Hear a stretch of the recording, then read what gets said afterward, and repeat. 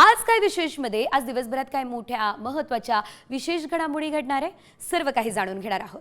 बघा, बातमी पहिली महत्त्वाची आहे, कारण पुण्यात ऑरेंज अलर्टमुळे मुसळधार पावसाची शक्यता वर्तवली जाते। तर मुंबई आणि ठाणे परिसरातही ढगाळ वातावरणासह हलका ते मध्यम पाऊस बरसण्याची शक्यता सध्या व्यक्त केली जाते। तर कोकणात पालघर, रायगड, रत्नागिरी, सिंधुदुर्ग या भागांमध्ये सुद्धा काल रात्रीपासूनच पावसाने चांगलाच जोर धरलेला आहे। मराठवाडा आणि विदर्भात हलका ते मध्यम पाऊस होण्याची देखील शक्यता आहे। काही ठिकाणी मेघगर्जनेसह वादळी वारे वाहण्याचा अंदाजही वर्तवला जातो। एकंदरीत आपण जर बघितलं तर मुंबई पुण्याला आज पाऊस झोडपणार आहे। कोकण किनारपट्टीवरही पावसाचा मार आहे, तर मराठवाडा आणि विदर्भ या ठिकाणी देखील चिंतेचे ढग जे आहेत ते वाढलेले आहेत। अर्थातच चिंता म्हणजे काही ठिकाणी ऑरेंज अलर्ट देण्यात आलेला आहे, तर काही ठिकाणी येलो अलर्ट, त्यामुळे जोरदार पावसाची शक्यता आहे।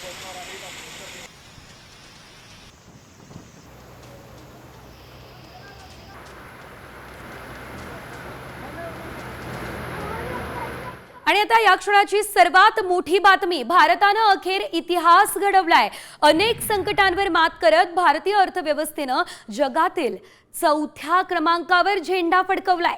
अमेरिकेने भारताची आर्थिक कोंडी करण्याचा प्रयत्न केला, तरीही भारतीय अर्थव्यवस्थेने राष्ट्राध्यक्ष डोनाल्ड ट्रम्प यांचे डोळे आता पांढरे केलेले आहेत। बघा, जपानला मागे टाकलेलं आहे आणि भारताने चौथ्या क्रमांकावरती झेप घेतलेली आहे। आता जगातील तिसऱ्या सर्वात मोठ्या अर्थव्यवस्थेकडे भारताची आगेकूच सुरू झाली आहे। विशेष म्हणजे तिसरा टप्पा भारताच्या दृष्टिक्षेपामध्ये आलेला आहे, त्यामुळे आता भारत चौथी सर्वात मोठी अर्थव्यवस्था आहे।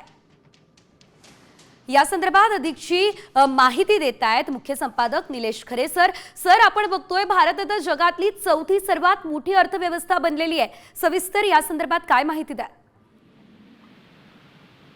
नीती आयोगाचे अध्यक्ष सुब्रमण्यम यांनी आपण जगातली चौथी अर्थव्यवस्था झालोय अशा स्वरूपाची माहिती जी आहे ती पत्रकारांसमोर दिलेली आहे। काल सायंकाळी या संदर्भातलं सूतोवाच करण्यात आलं। नीती आयोगाची बैठक झाली आहे आणि त्या बैठकीनंतर 4 ट्रिलियन डॉलर्स इतकी आपण इकॉनॉमी क्रॉस केली आहे, इतका आपला जीडीपी झालाय, अशा स्वरूपाची माहिती ही सुब्रमण्यम यांच्याकडून देण्यात आली। आणि यासाठी आपण चौथ्या क्रमांकावर असलेल्या जपानला मागे टाकत हा चौथा क्रमांक मिळवलेला आहे। आता आपल्या पुढे जर्मनी, चायना आणि अमेरिका हे 3 देश आहेत। चौथ्या क्रमांकावर आपण आहोत। मात्र ही आनंदाची बातमी म्हणून आपण समोर येत असताना आपण एक बाब लक्षात घेणं गरजेचं आहे की भारताची लोकसंख्या ही इतक्या मोठ्या प्रमाणावर आहे की जर 4 ट्रिलियन डॉलर इकॉनॉमी झाली तरी पर कॅपिटा इन्कम हा अत्यंत महत्वाचा आहे। पर माणशी उत्पन्न हे अत्यंत महत्वपूर्ण आहे। पर माणशी उत्पन्नात आपण अत्यंत दयनीय परिस्थितीत आहोत। साधारण आपला क्रमांक 34 किंवा 35 हवा लागतो। अशा परिस्थितीमध्ये जरी आपण चौथ्या क्रमांकाची अर्थव्यवस्था आत्ता झालेलो असलो तरी आर्थिक पातळीवर, व्यक्ती पातळीवर आपण सुधारणा करू शकलोय असं चित्र दिसत नाही। वाढता महागाई दर आणि त्यातून तयार होत चाललेली जागतिक अर्थव्यवस्था, यातून तयार होत असलेली इकॉनॉमी, यातून एक मोठी अर्थव्यवस्था आपल्याला पाहायला मिळते। मात्र प्रत्येक व्यक्तीच्या आयुष्यामध्ये पैसा आला का, प्रत्येक व्यक्तीच्या खिशात पैसा आला का, तर त्याला उत्तर नाहीये। आणि त्यामुळे देश म्हणून निश्चितपणे आपण जगातली चौथी अर्थव्यवस्था झालोय। मात्र देशातल्या प्रत्येक जनतेच्या दृष्टीनं आपण विकसित अर्थव्यवस्था झालोय असं काही म्हणता येणार नाही। निश्चितच सर, धन्यवाद तुम्ही दिलेल्या सर्व सविस्तर अपडेटसाठी। तर आपण बघतोय, आपण जरी जगभरात चौथी सर्वात मोठी अर्थव्यवस्था झालेलो असलो तरी देखील देशाच्या दृष्टिकोनातून आपल्याला आणखी काही महत्त्वाची पावलं उचलणं गरजेचं आहे, हेच आपण सध्या बघतोय। मात्र आता आगामी काळामध्ये जर्मनीला सुद्धा भारत मागे टाकणार का हे बघणं महत्त्वाचं असेल।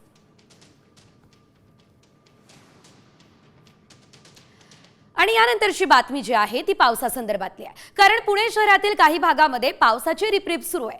उपनगरात आणि मध्यवर्ती भागामध्ये सकाळपासून ढगाळ वातावरण आहे। काल रात्री काही वेळ पावसाच्या मोठ्या सरी कोसळल्या, तर आज सकाळपासून अनेक भागांमध्ये पावसाच्या हलक्या सरी कोसळत असल्याचंही बघायला मिळालं। पावसाची रिपरिप ही पुण्यात सध्या सुरूच असल्याचं आपल्याला बघायला मिळतं।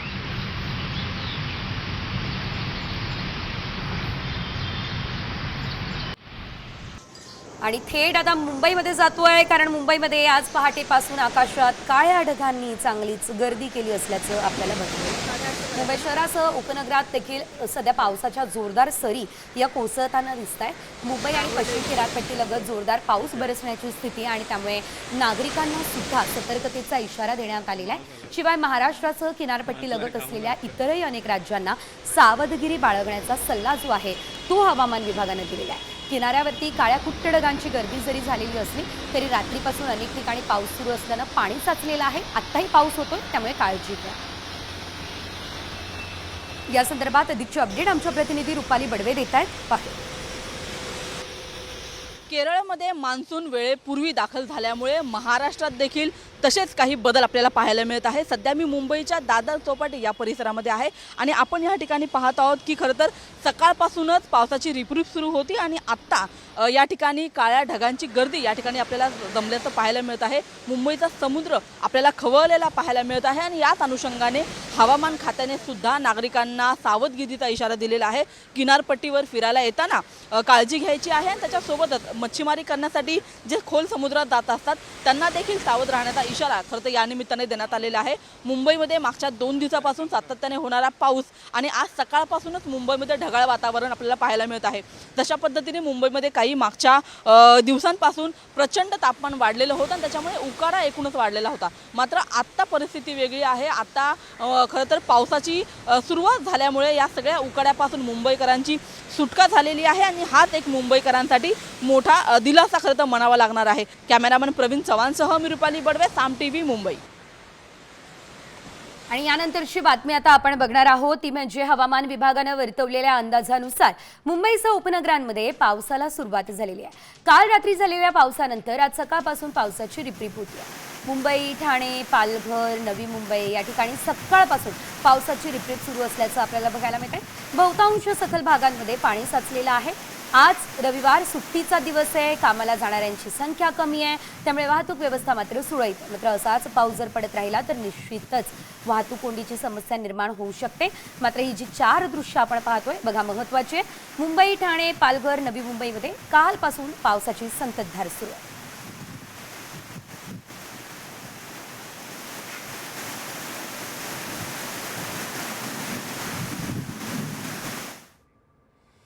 तिकडे पालघरमध्येही पावसानं दमदार हजेरी लावली आहे। पालघरच्या पूर्व आणि पश्चिम किनारपट्टी भागात मुसळधार पाऊस होत आहे। आज पालघरला पावसाचा येलो अलर्ट जारी झालेला आहे, त्यामुळे दिवसभर पावसाचा जोर आणखी वाढण्याची शक्यता आहे।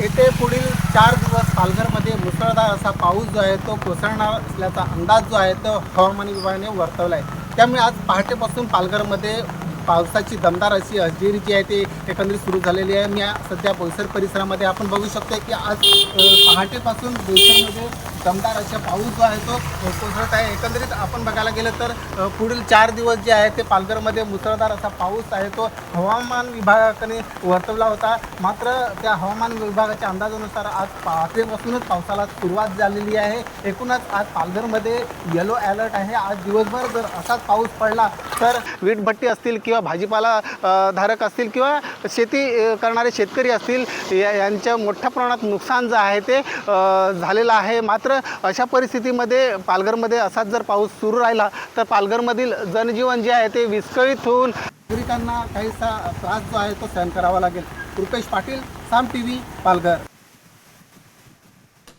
तर अरबी समुद्रातील कमी दाब क्षेत्राच्या प्रभावामुळे कोकण घाटमाथ्यावरती जोरदार पाऊस सुरू आहे। आजही रत्नागिरी, सिंधुदुर्ग, सातारा, कोल्हापूर जिल्ह्यांना पावसाचा ऑरेंज अलर्ट आहे। तर मुंबई, ठाणे, पालघर, जळगाव, नाशिक, रायगड या जिल्ह्यांना येलो अलर्ट देखील हवामान विभागाने दिलेला आहे।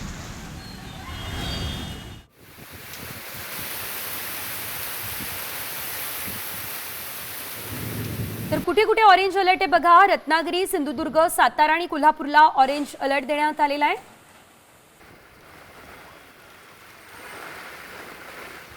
पालघर, ठाणे, मुंबई, रायगड आणि पुण्याला मात्र येलो अलर्ट आहे।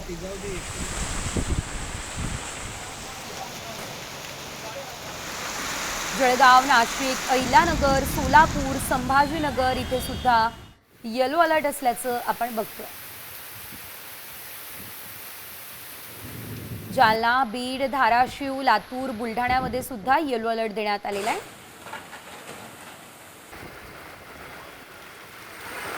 अकोला, अमरावती, यवतमाळ, वाशिम आणि नागपूरला सुद्धा पावसाचा येलो अलर्ट आहे. सांगली, नांदेड, परभणी, हिंगोली आणि वर्ध्याला सुद्धा पावसाचा येलो अलर्ट देण्यात आलेला आहे. भंडारा, गोंदिया, चंद्रपूर, गडचिरोलीला सुद्धा पावसाचा येलो अलर्ट देण्यात आलेला आहे. त्यामुळे सतर्कता बाळगण्यासही सांगितलं जात आहे. सातारा जिल्ह्यातल्या पश्चिम घाट परिसर आणि कोयना धरण पाणलोट क्षेत्रामध्ये अवकाळी पावसानं जोर धरलाय. त्यामुळे आता पाटण तालुक्यातील नवजा येथील प्रसिद्ध ओझरडे धबधबा हा ओसंडून वाहतोय.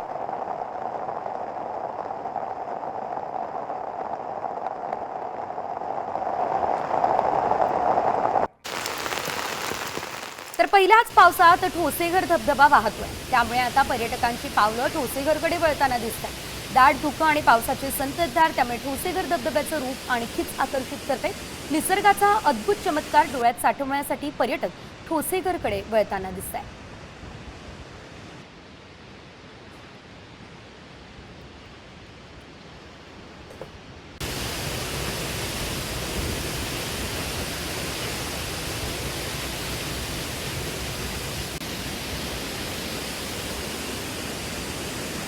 आणि यानंतर पुढे मान्सून संदर्भातल्या बातम्यांचा आढावा घेऊयात वेगवान स्वरूपात. मान्सून टॉप 20 मध्ये मान्सून गोव्याच्या वेशीवरती दाखल झालाय, तर उद्यापर्यंत मान्सून महाराष्ट्रामध्ये धडकणार अशी देखील माहिती मिळते. हवामान विभागानं ही माहिती दिली असून केरळमध्ये 8 दिवस आधीच मान्सून पोहोचलाय. त्यानंतर अतिवेगानं वाटचाल करत गोव्याच्या वेशीवर धडकला. आता उद्यापर्यंत दिवसात कोकणात मान्सून पोहोचण्याची शक्यता हवामान विभागानं वर्तवली.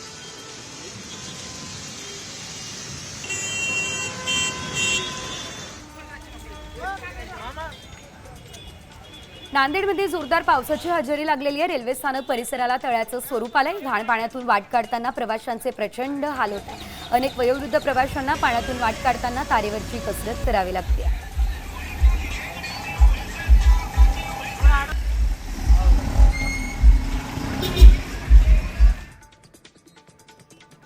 हिंगोली गेट रेल्वे ब्रिज खाली गेलेलं आहे आणि पाणीच पाणी या ठिकाणी झालेलं आहे. जोरदार पावसानं नांदेड शहरातील अनेक सखल भागांमध्ये पाणी साचले. जीव धोक्यात घालून दुचाकीस्वार प्रवास करत आहे. पाण्यातून मार्ग काढताना अनेक वाहनं सुद्धा बंद पडताना दिसत आहेत.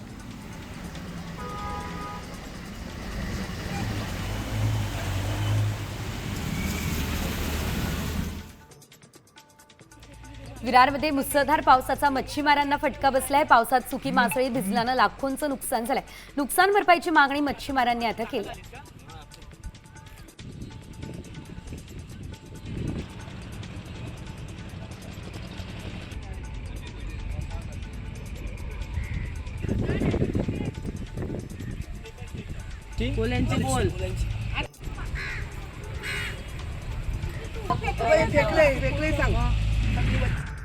मावळ तालुक्यामध्ये पावसामुळे काढणीला आलेलं बाजरीचं पीक हे जमीनदोस्त झालेलं आहे. त्यामुळे शेतकऱ्यांचं आता मोठं नुकसान झालंय.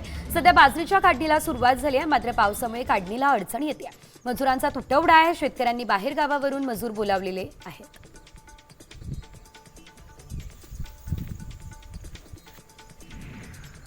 हिंगोलीमधल्या सेनगावात हळद पिकावर आभाळ कोसळलंय, तर सुकावण्यासाठी ठेवलेली हळद पावसात भिजली आहे. त्यामुळे शेतकऱ्याचं लाखो रुपयांचं नुकसान झालंय. अवकाळी पावसानं नुकसान झालेल्या शेतकऱ्यांना सरकारनं तातडीने मदत जाहीर करावी ही मागणीही केली आहे. आमदार झाला होता राज्यपाल ते पडेल बरं यायला घ्या पाण्यात पडेल.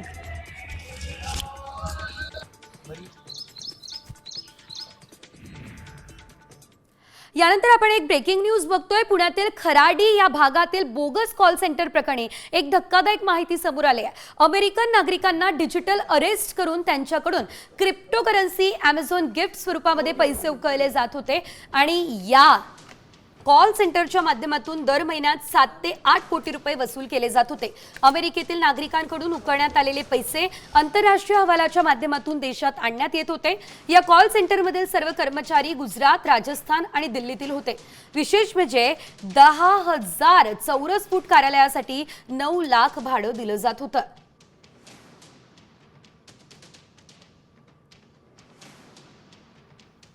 तर आपण बघतोय पुण्यातील खराडीमध्ये जे बनावट कॉल सेंटर सुरू होतं त्याचे धागेदोरे संपूर्ण देशभरात पसरलेले होते.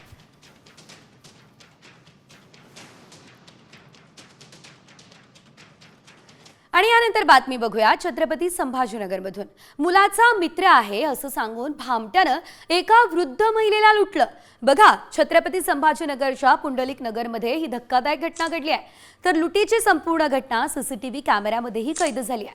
ही वृद्ध महिला रस्त्यावरून चालत जाताना भामट्यानं तिला गाठलं आणि मी तुमच्या मुलाचा मित्र आहे असं सांगून महिलेच्या अंगावरील 4 लाखांचे सोन्याचे दागिने थेट पळवले. या प्रकरणात पोलीस ठाण्यात गुन्हा सुद्धा दाखल करण्यात आलेला आहे आणि चोरट्याचा शोध सध्या सुरू आहे.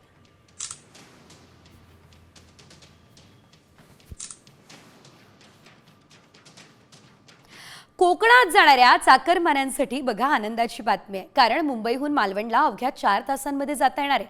आज भावच्या धक्क्यावरती बोट दाखल होणार असल्याचं बघायला मिळत आहे.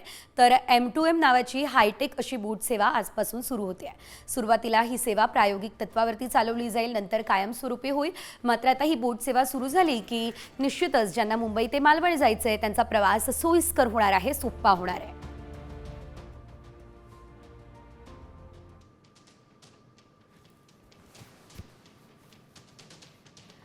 आणि आता बातमी कर्जत ते पनवेल जे सातत्यानं प्रवास करतात ना त्यांच्यासाठी महत्त्वाची आहे, कारण कर्जत ते पनवेल लोकल प्रवास लवकरच सुरू होतोय. जवळपास 70% काम पूर्ण झालेलं आहे आणि येत्या 1.5 वर्षात 30% राहिलेलं काम सुद्धा पूर्ण केलं जाणार आहे. सिडकोच्या हद्दीतील 27 रेल्वे स्टेशन आहेत. मात्र अनेक अडचणींमुळे ही सर्व रेल्वे स्टेशनची देखभाल रेल्वे प्रशासनाकडे हस्तांतरित केली जाणार आहे. याच मागणीसाठी आठवड्यामध्ये बैठक सुद्धा होणार आहे. प्रवासी यांच्यावरती चर्चा केल्यानंतर ज्या ज्या सुविधाचा अभाव आहे त्या सुविधा देण्याच्या संदर्भामध्ये मी रेल्वेच्या अधिकाऱ्यांना सूचना केल्या. पनवेल ते कर्जत हा रेल्वे मार्ग चालू करावा ही गेल्या अनेक वर्षापूर्वीची मागणी होती. माझ्या कारकिर्दीमध्ये ते कामाला सुरुवात झाली. आता जवळपास 70% काम पूर्ण झालेले, 30% काम बाकी आहे, ते काही कालावधीमध्ये पूर्ण होतील. आणि या मार्गावरती प्रवाशांच्या सोयीसाठी फास्ट ट्रेन असेल, लोकल सेवा असेल, हे देण्याचं काम रेल्वे विभागाच्या माध्यमातून केलं. आणि आता बातमी मुंबईकरांसाठी महत्त्वाची आहे, कारण मुंबईकरांनो बघा, आज घराबाहेर पडताना लोकलचं वेळापत्रक आधी बघा आणि मगच घराबाहेर पडा, कारण आज मध्य आणि हार्बर मार्गावरती मेगा ब्लॉक आहे. मध्य रेल्वेवर माटुंगा ते मुलुंड दरम्यान अप आणि डाऊन धीम्या मार्गावर सकाळी 11:05 ते दुपारी 3:55 मेगा ब्लॉक असेल. ट्रान्स हार्बर मार्गावर ठाणे ते वाशी नेरूळ दरम्यान अप आणि डाऊन मार्गावरती सकाळी 11:10 ते दुपारी 4:10 ब्लॉक असेल. मात्र CSMT ते पनवेल दरम्यान कोणताच ब्लॉक नसणार आहे.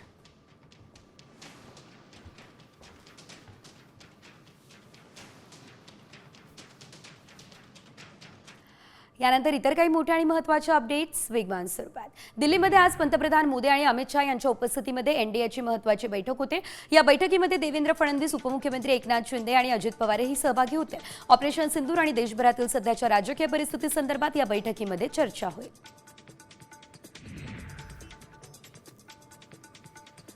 अंजली दमानिया यांनी आयज जालेंदर सुपेकर यांच्याबाबतची ऑडिओ क्लिपच ऐकवली आणि गौप्यस्फोट केले. हगवणी कुटुंब जेलमध्ये गेलं तर त्यांना सुपेकरांच्या कृपेने VIP ट्रीटमेंट मिळेल.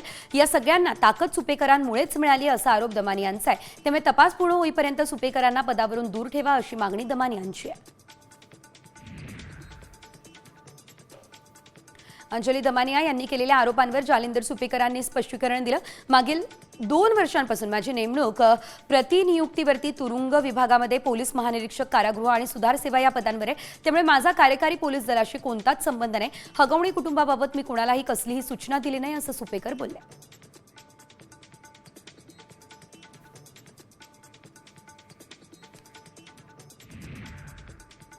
आणि यानंतर पुढची बातमी लक्ष देऊन बघा. नोकरदारांना आता आठवड्याचे 5 दिवस सुट्टी आणि 2 दिवस काम करावं लागणार आहे. आणि हे आम्ही म्हणत नाही, तुम्हाला आश्चर्य वाटलं असेल, मात्र धनाढ्य उद्योगपती असं म्हणताय. तो धनाढ्य उद्योगपती नेमका आहे तरी कोण? त्याचं नेमकं म्हणणं काय आहे? पहा हा खास रिपोर्ट. आता 5 दिवस सुट्टी, 2 दिवस काम.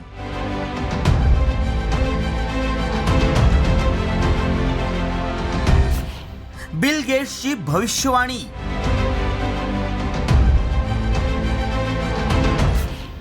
नोकरदारांसाठी आनंदाची बातमी की धोक्याची घंटा?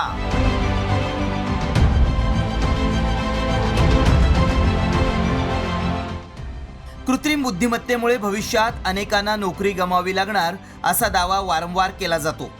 त्यातच आता जगातील सर्वात श्रीमंत व्यक्ती म्हणून ओळखल्या जाणाऱ्या बिल गेट्स यांनी एक भविष्यवाणी केली आहे. त्यांच्या भविष्यवाणीनुसार नोकरदारांना फक्त 2 दिवस काम करावं लागणार आहे. मात्र ही आनंद वार्ता नसून धोक्याची घंटा आहे. बिल गेट्स यांनी नेमकं काय म्हटलंय पाहूयात. कृत्रिम बुद्धिमत्तेमुळे नोकऱ्यांवर गदा येईल. AI मुळे सध्या आठवड्यातून फक्त 3च दिवस काम मिळेल. येत्या 10 वर्षात AI मुळे फक्त 2 दिवस काम असेल. एकीकडे भारतातले उद्योजक तरुणांना 70 तास काम करण्याचं आवाहन करतात, तर दुसरीकडे जगातील श्रीमंत व्यक्ती म्हणून ओळखले जाणारे बिल गेट्स भविष्यात लोकांना फक्त 2 दिवस काम करावं लागेल अशी भविष्यवाणी करतायत. मात्र AIच्या प्रगतीमुळे उत्पादन, लॉजिस्टिक, औषधं आणि अध्यापन यासारख्या क्षेत्रात मानवाचा सहभाग कमी होईल. त्यामुळे या क्षेत्रातील लोकांच्या कामाचा ताण कमी होऊन जीवन आणि काम यांच्यातील संतुलन सुधारेल. मुळात AI मुळे अनेक क्षेत्राला धोका पोहोचणार असं वारंवार बोललं जातं. मात्र कृत्रिम बुद्धिमत्तेचं हे तंत्रज्ञान आपण नीट समजून घेतलं आणि शिकण्याची वृत्ती ठेवली तर नोकरीच्या संधी नक्कीच उपलब्ध होतील. ब्युरो रिपोर्ट, साम TV न्यूज.